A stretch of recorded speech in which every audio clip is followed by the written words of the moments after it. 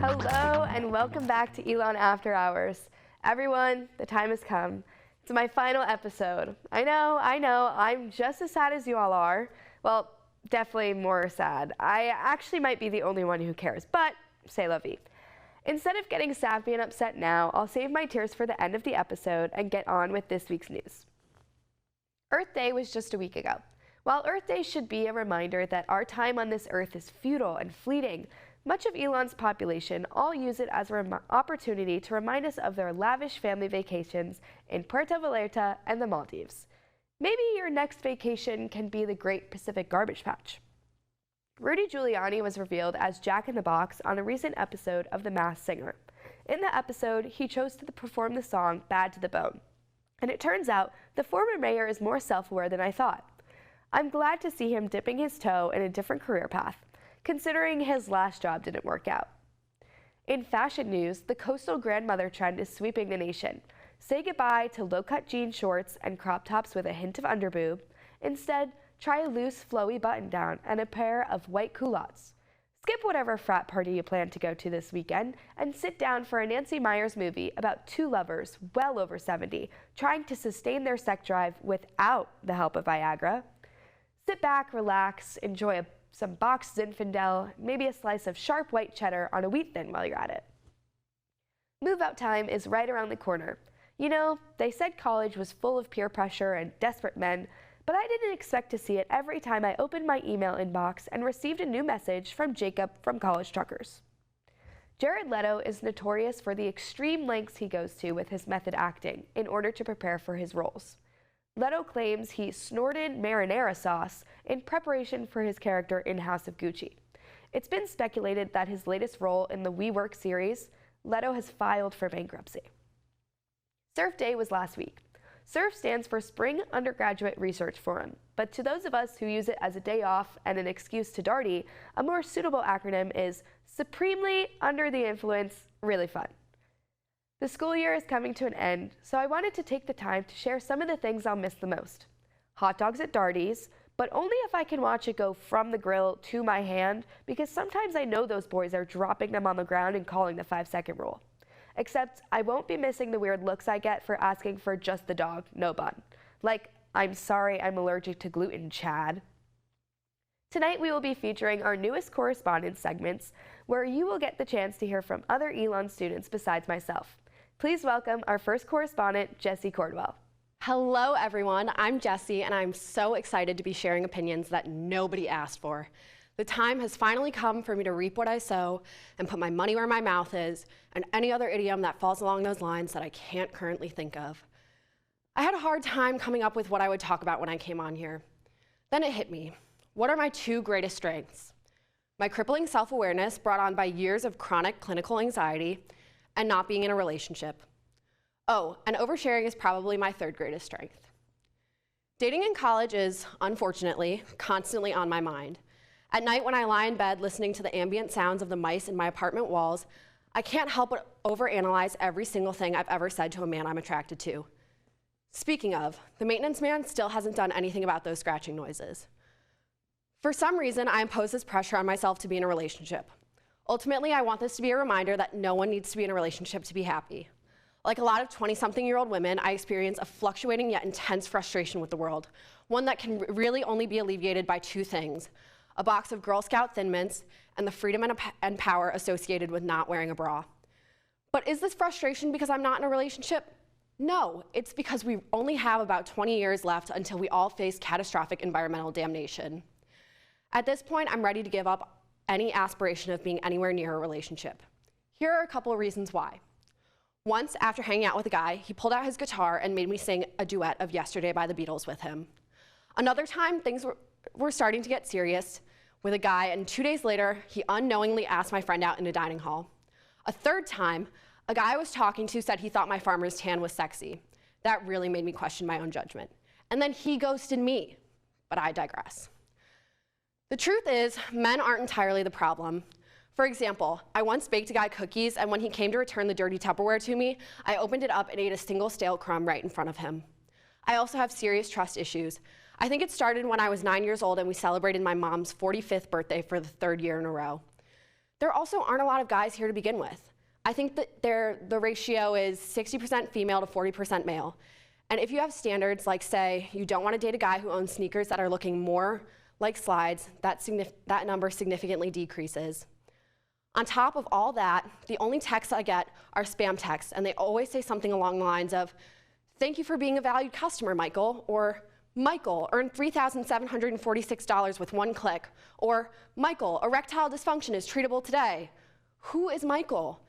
Thankfully, this summer, I won't have to worry about relationships. I'll be spending one whole month in the Great Alaskan Bush catching and filleting wild salmon. You know, typical girl boss stuff. I want to leave you with a few things that you can do with another person, but that you necessarily shouldn't do with another person. Number 1, riding a bike. Number 2, world domination. Because if you want something done right, sometimes you have to do it yourself. And lastly, if you really want to know why I'm single, take me out on a date and find out for yourself. That is, unless you're too scared.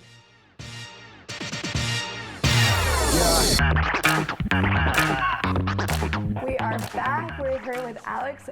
How do you pronounce your last name? Meagan. I just let people say however they want because after 5th grade, I kind of got tired of correcting everyone. So there's a lot of different variations of it, but yeah, McGann's the way to say it. Yeah. Otherwise known as Don Kon. Yes. We have been really excited to get you into the studio. Yeah, it's great. Our friend Elspeth, who works behind the camera, has been telling us a lot about your music, so we're super excited to have you here. Yeah. So you're a rapper or DJ? DJ, yeah. I'm a music. I like to say I'm a music producer because DJs, that term can get tossed around a lot. It can mean a lot of different things, so can music producer. But one thing I really love to do is just create music and call it your own at the end of the day. And DJ comes along with that as well. But I like to pride myself as a music producer. So. Gotcha. Yeah. Cool. So who first introduced you to music or really like producing? Yeah. So I'm gonna go with my mom on this one because my mom, growing up, me and my brother, she goes, you gotta do 3 things. You have to play a sport, you have to do an art, and then you have to do theater. So, So you were a theater kid too? I was in middle school. I'm telling you, everybody I know is a closeted theater kid. Yeah, no, I did a couple plays. I didn't like the whole singing aspect of it because I wasn't a good singer. Even though my mom said I had a good voice, which I don't believe her to this day. So I did all 3 things, and I fell in love with sports and I fell in love with music. Those were the 2 big things I fell in love with. Mm-hmm.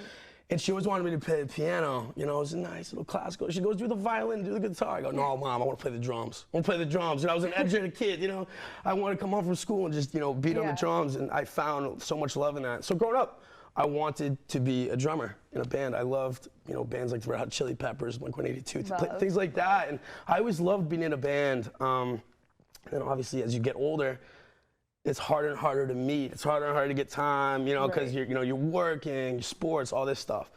So then I was like, damn, you can't have a drummer by themselves, right? You can have a singer by themselves, a guitar player. You can't have a drummer. So that's when my background of listening to music came in, because now my dad, he had a CD cabinet in the basement of our house, and I grew up listening to a lot of music on there. 80s music, and old school rap and rock and roll and things like that. So I grew up listening to that, and there was one CD in there. It was a techno CD, electronic music. And so when that whole band thing fell apart, I discovered electronic music and found out all these guys were making these songs by themselves on their laptop, and that's where I fell in love with it. So yeah. So how old were you when you started actually DJing? So when I started DJing, I was about 14. Oh my God. Yeah, I was about 14. I was a freshman in high school.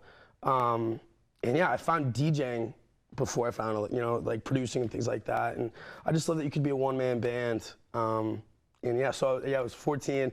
I started by the name DJ Big Al because that was, I shouldn't be saying that, but yeah, DJ Big Al, that was my first name because, my nickname back home was Big Al. And so I turned that to DJ Big Al, and it evolved from there, and then to Don Kon today. So yeah. So how has your career with DJing really changed since you got to Elon?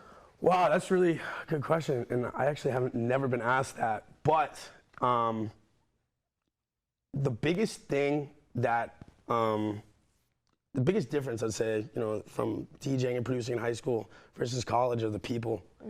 It's really what it is. I went to a small high school, graduating class of 100 kids, and we all knew each other growing up and things like that. And coming to school was my first time meeting, getting to show my music to people from, other states, other countries, and getting to join different clubs and being a part of the music department where there's like-minded people music-wise.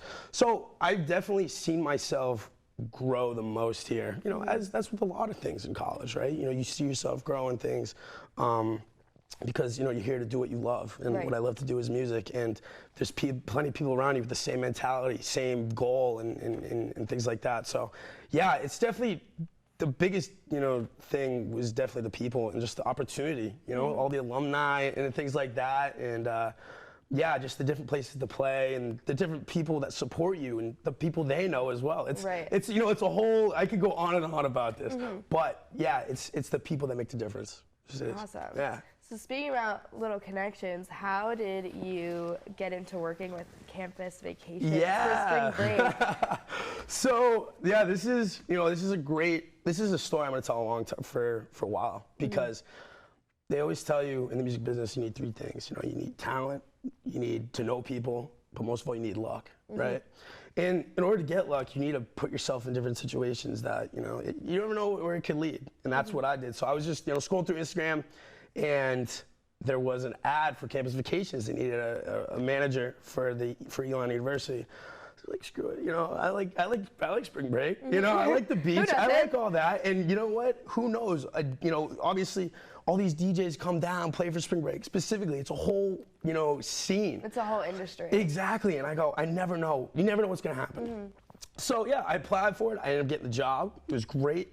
Unfortunately, it happened. I kind of got the job during COVID, so it was a little bit of a a hiccup before we could start up.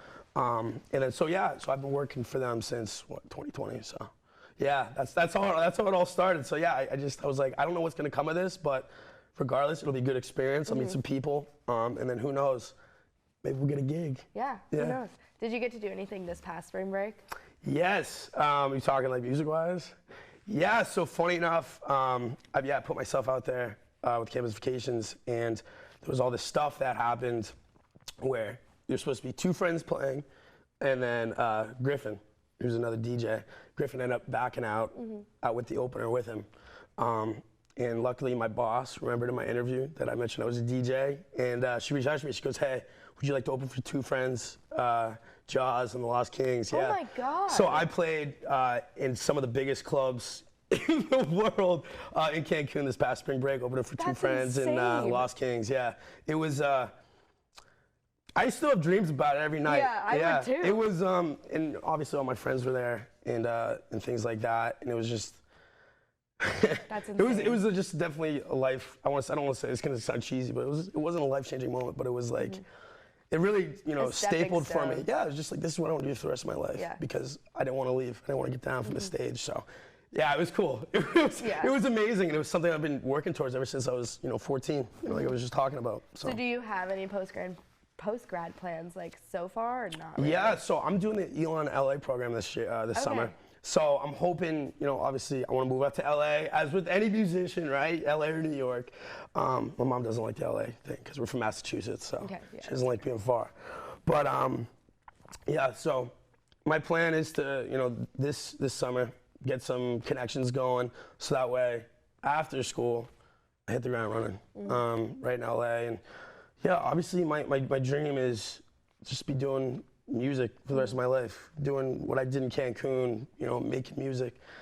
It's where I find the most happiness, and it's something, like I said before, music's something I knew I wanted to do for the rest of my life, and this is it. This is it, and because I can't picture myself doing anything else, and this smile comes with a lot of things, but you'll never see me frown or be sad when it involves music or being somewhere with music. It's a wonderful thing. It's a language everyone understands. I love. Oh, that was so poetic. It is. I know. But that's what I love about it. It doesn't matter what language you speak. Doesn't matter where you're from.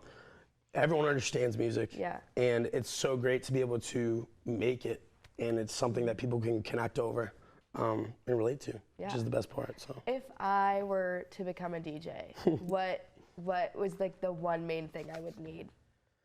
The one main thing you would need if you want to become a DJ, it's not the equipment, it's the hardest part of being a DJ is know what to play, I guess, for the right seed, for the right crowd, for the right people, and on top of that is knowing how to change it up.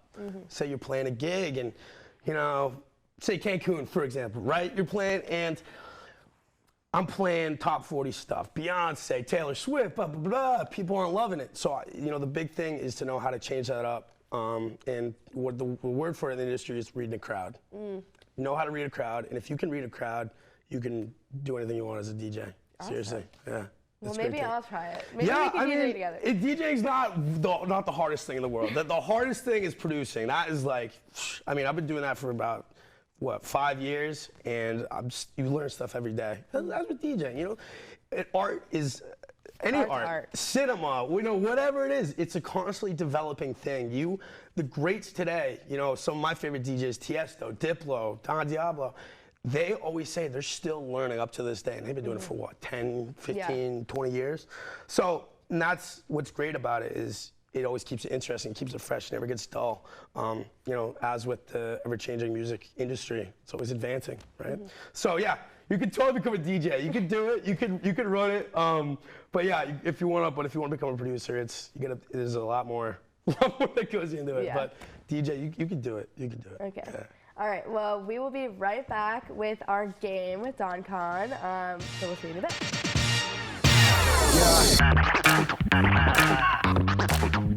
We are back with Don Kon. So the game that we're going to be playing today is we're going to be going through some hot takes in the music industry. Okay.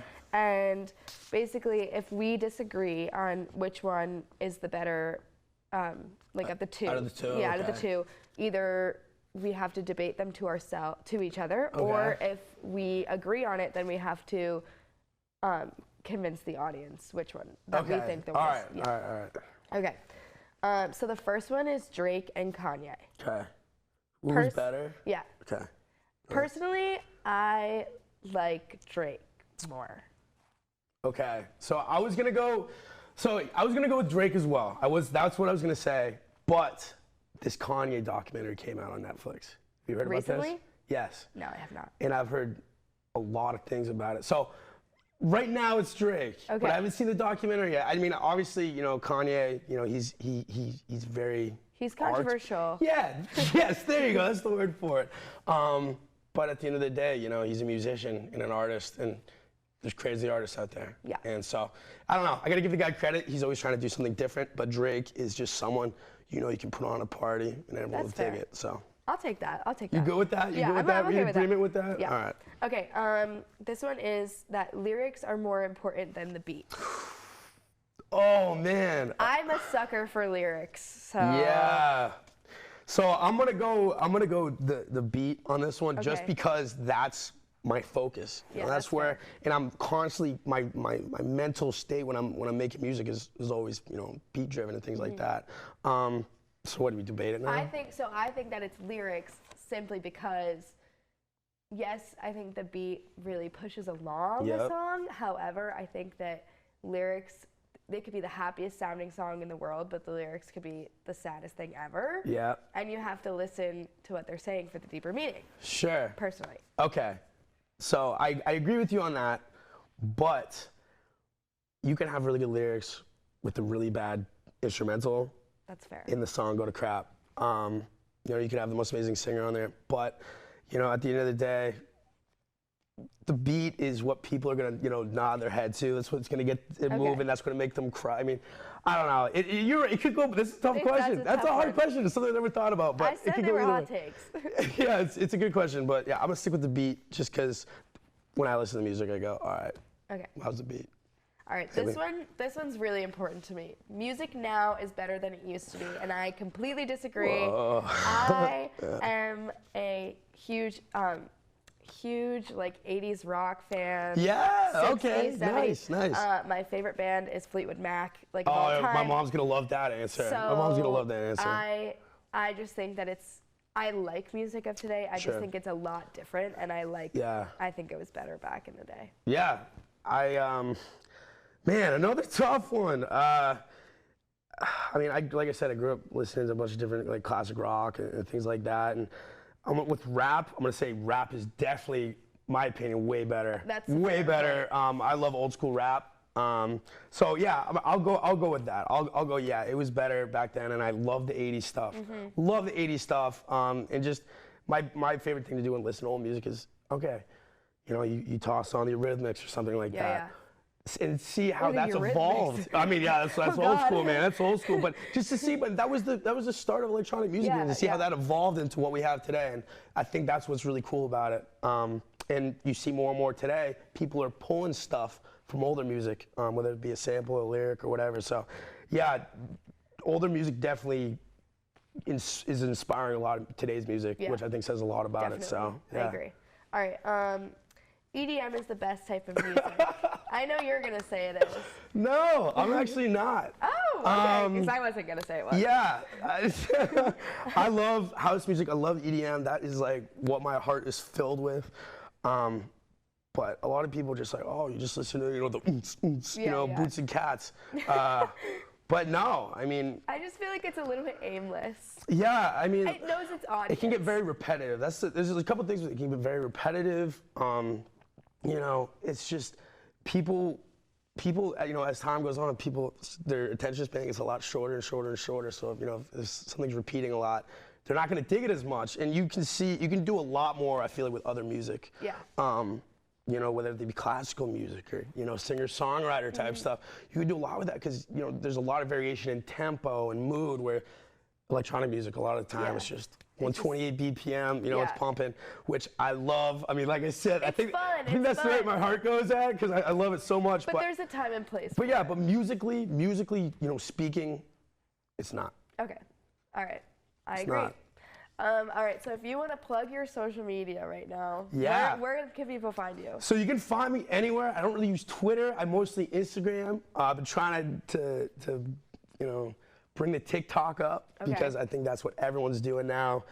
So yeah, you can find me on TikTok, you can find me on Instagram, and then Spotify as well. I mean, this is all music. So I'm coming out with some new music on May 20th. A song called Overload. And I'm really excited for it because I haven't released music since the fall. So I'm super excited for it. And yeah, just, you know, stay tuned on all socials for that because obviously I'll be updating it. And yeah, follow the TikTok because, you know, the algorithm and stuff. That's how people get discovered nowadays. So really pushing it. There you go. Yeah. All right. We will see you guys when we get back.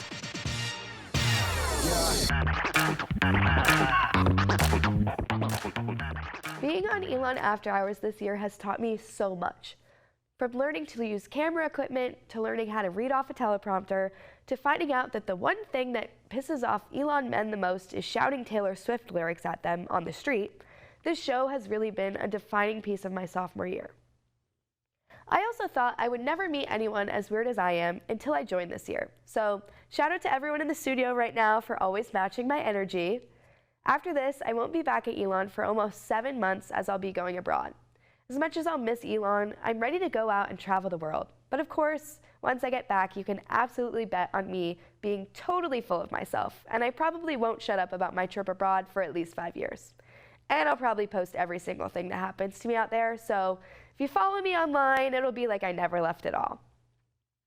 To play us out tonight is another package from two of our loveliest crew members, Myvie Johnston and Tori Schaefer. Thank you guys for having me this year. I've had seriously so much fun, and this has been one of the best semesters of my life. So until next time, this has been Elon After Hours. Welcome to Elon After Hours. Let's dive right into it. Hop in, everyone. Come on. Come on. The water's so cool. The crew's decided to have a little beach day. A beach day. Beach day 2022. Yeah. Who needs banquet when you can just sit in this little itty-bitty pool with all your closest friends? It's just the same amount of germs that are in Myrtle Beach. This is my probably Myrtle less, Beach. honestly, for being really honest. I already spit in the pool too, so. So what's everyone's beach day attire? We got a little Hawaiian action. Yeah, this is my grandfather's shirt. Tommy Bahama. Mr. Bahama. He made it himself. Mr. Bahama. And this is my pool noodle because, you know, when it gets a little deep, like I'm just like not sure how I can, you know, compete in the pool. Pool party. What's your favorite thing about the beach? Wakeboarding. And No, this specific beach. Oh, I don't like kiddie pools. What are you looking forward to doing this summer? Going to Israel. Okay. I'm not. How old were you when you learned how to swim? 14. So you're a loser. He's a bit of a late bloomer, but you know, how old are you now? 14? 19.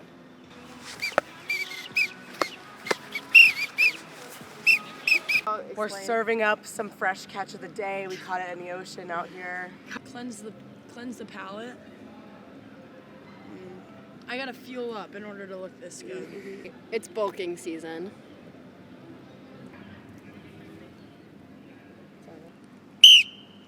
I'm running. Guys, I know how to swim. I'm pretty scared of the ocean. Do you know how to swim? Yes, I do know how to swim. Oh, that's great. Oh, my leg flew off. Oh, the sushi. Look at the sushi. Look at the sushi. Damn. Don't worry, guys, I'll save you. Back to our regular scheduled programming. Thank you. Slippery way, baby. My mom keeps wanting me to she wants me to get a job. I could just be like, and like imagine water came out. I pictured it. Yeah. Hey, I'm feeling pretty cut right now. Feeling pretty Give cut. us a 360. I've been in the gym. Look at those buns. Or should we just push her? Push hard. Really? Yo! No, none of that in my pool. What's your guys' deepest, darkest secret? I tried ranch on pizza the other day. Guys, my stomach hurts so Did you bad. like it? I actually kind of did. I'm really not Are you gonna lie. serious right now? I'm so serious. To find out more about After Hours, visit elonstudenttv.org.